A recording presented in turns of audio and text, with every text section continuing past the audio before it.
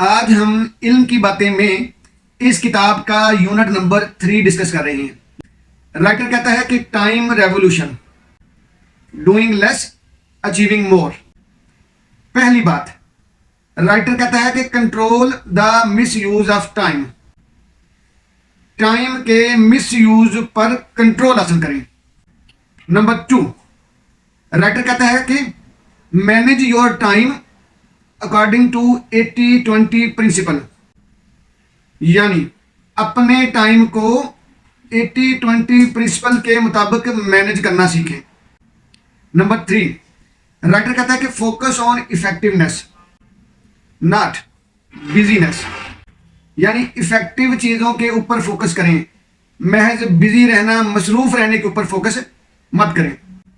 Number 4, सबसे अहम point, writer कहता है कि सिंप्लीफाई टू डू लिस्ट, यानी टू डू लिस्ट को सिंप्लीफाई करें। ये टू डू लिस्ट क्या है आज फिर डिटेल में बयान करेंगे। इसी तरह राइटर कहता है कि टाइम वेस्टर्स को रिकग्नाइज करें, टाइम ज़ाया करने वाली चीज़ों या ज़राए पर नज़र रखें। और आखिरी बात, राइटर कहता है कि क्रिएट स्पेस फॉर थिंकिंग, सोचने के लिए भी टाइम निकालें। बिस्मिल्लाहिर्रहमानिर्रहीम। साथियों, आप देख रहे हैं इल्म की बातें और आज हम बात कर रहे हैं 80-20 रूल के ऊपर, यानी परेटोज लॉ के ऊपर। राइटर कहता है कि टाइम रेवोल्यूशन, कहता है कि time revolution, doing less achieving more, यानी कहता है कि अगर आप 80-20 प्रिंसिपल को अप्लाई करेंगे ना इफेक्टिवली, तो फिर आप कम वक्त में कम मेहनत के साथ ज़्यादा अचीव कर सकते हैं। तो उसके लिए उसने पहले हमें ये असूल को अप्लाई करने का तरीका हमें सिखाया है टाइम के ऊपर। कहता है कि आज अपने टाइम के ऊपर 80-20 प्रिंसिपल को ज़रा अप्लाई करके देखें। तो चलें अप्लाई करके देखते हैं। पहला पॉइंट उसने पॉइंट बताया, राइटर कहता है कि control the misuse of time. अच्छा, मिस यूज ऑफ टाइम के ऊपर जितनी मर्जी घुमा की रिसर्च हमने की है, खंगाल के देखा है, जो चीज़ सरे फहरिस्त आती है ना वो है सोशल मीडिया। यानी हमारे टाइम को मिस यूज जो करवाता है ना वो सोशल मीडिया है, वो फेसबुक है, वो यूट्यूब है, वो इंस्टाग्राम है, वो टिकटॉक है आजकल ख़ास तौर पे, ठीक। यानी और इससे मिलते जुलते व्हाट्सएप है, एसएमएस आते हैं, ईमो यानी कॉल वगैरह करते हैं। यानी जितने भी आपकी डिस्ट्रैक्शन है ना वो सोशल मीडिया के थ्रू है। तो ये सबसे बड़ा मिस यूज ऑफ टाइम है। तो सबसे पहला पॉइंट ये है कि अगर आपने टाइम रेवोल्यूशन यानी वक्त के इनकलाब को समझना है, वक्त को कंट्रोल करना है, तो सबसे पहले आप क्या करें, आप मिस यूज ऑफ टाइम पे नज़र रखें। और टॉप पे मिस यूज ऑफ जो टाइम है ना वो है हमारा सोशल मीडिया, ठीक। सोशल मीडिया पे काम करें जी, इसको रोकें, अपना सोशल मीडिया की प्रेजेंस को कम से कम कर दें। वर्किंग आवर्स में ख़ास तौर पर सोशल मीडिया की प्रेजेंस कम से कम रखें, ठीक। नंबर 2, जो सबसे ज़्यादा तंग करती है चीज़, टाइम को वेस्ट करती है, वो है नंबर 2 पे, वो है जी मल्टीटास्किंग। यानी हम एक से ज़्यादा काम एक वक्त में शुरू कर लेते हैं।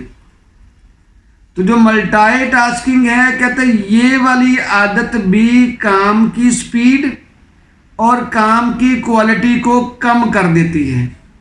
तो कोशिश करें कि मल्टीटास्किंग से भी अपने आप को बचा के रखें। सेट योर क्लियर प्रायोरिटीज, जब आपकी प्रायोरिटीज क्लियर होंगी तो टाइम वेस्ट नहीं होगा। आपको पता होगा कि मैंने ये काम करना है और ऐसे करना है। ठीक, आगे कहते जो जो टाइम वेस्ट होता है ना, वो होता है कि आपके पास टू डू लिस्ट नहीं होती। आज के जो काम करने हैं ये लिस्ट आपके पास नहीं होती। तो साथियों, आज हम इसी पे बात कर रहे हैं। कहते हैं कि simplify your to do list. ये पहले, चलो अगर आप नए हैं हमारे चैनल पे तो आपके लिए दोबारा बोल देते हैं। To do list, to do list होती है कि करने वाले काम। ठीक, देखिए करने वाले काम, अगर तो आप वो काम कर रहे हैं जो किए जाने वाले हों तो आप ट्रैक पे हैं। लेकिन याद रखें, ट्रैक पे रहना बहुत मुश्किल है। उसका आसान हल हमारे पास ये है कि हम एक टू डू लिस्ट बना लें। कोई भी पेज पकड़ें, ये पेज हमारे पास है, इस पेज को पकड़ें, इसको निकाल लें, इसके ऊपर लिख लें टू डू लिस्ट, यानी करने वाले काम। अब उनका करने वाले सारे कामों को ड्राफ्ट वन, जितने भी आज आपने 8 से 9, 9 से 10 घंटों में काम करने हैं, आज आपने वर्किंग आवर्स में जितने भी हैं, पहले बेतरतीब ही सही, पहले सबको लिखें। ठीक, समझ लगी? ये आपकी एक रफ टू डू लिस्ट बन गई कि आज आपने इतने काम करने हैं। ठीक, अब अगला स्टेप आपके पास आएगा, वो है कि इन लिखे हुए कामों को ज़रा प्रायोरिटाइज कर लें। इनकी ज़रा लिस्ट एक लॉजिकली बना दें कि कौन सा काम पहले होना है, कौन सा काम बाद में, कौन सा काम उसके बाद, और कौन सा काम सबसे आखिर में है? कौन सा काम मैंने खुद करना है, कौन सा काम मैंने अगले से करवाना है। ठीक, अब आपने क्या करना है, इनकी जो है वो प्रायोरिटाइज कर लें। टू डू लिस्ट का ड्राफ्ट 2 बना लें, उनको प्रायोरिटाइज कर लें। टाइम कोई नहीं लगता, ये आदत ही है बस, और हमारी आलस ही है, यानी समझो हम लोग ढीला है, सुस्ती है हमारी, वरना इतना मुश्किल काम कोई नहीं है ये। आप 8-10 घंटों में कितने को काम कर सकते होंगे, ठीक है ना? तो इसलिए कोई ज़्यादा मुश्किल काम नहीं है, सिर्फ हम लोगों ने इसकी आदत नहीं बनाई हुई। तो अब हम इसकी आदत बनाने जा रहे हैं कि आप टू डू लिस्ट बनाएं। ठीक, दूसरा, टू डू लिस्ट को अब सिंप्लीफाई करें। देखें, आप ना कोई काम कर रहे हैं, मान लेते हैं कि आपको जो काम कर रहे हैं उसमें आप अकेले ही अभी काम करने वाले हैं।